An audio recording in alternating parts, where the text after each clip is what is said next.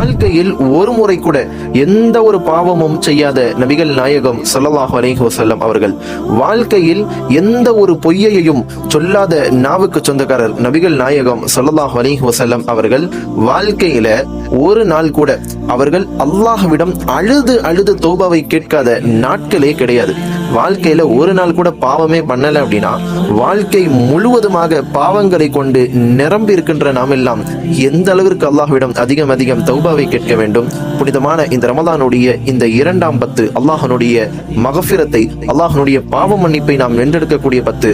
அல்லாஹ்வுடைய பாவ மன்னிப்பு நமக்கு கிடைக்கல அப்படின்னா சுவனத்தினுடைய வாடையை கூட நுகர்ந்து விட முடியாது. அன்பானவர்களே, புனிதமான இந்த ரமலானுடைய 2வது 10 மகஃபிரத்தினுடைய இந்த நாட்களில் நிச்சயமாக நாம் அல்லாஹ்விடம் கேட்கக்கூடிய தௌபா ஏற்றுக்கொள்ளப்படும் என்பதில் எந்த விதமான சந்தேகமும் கிடையாது.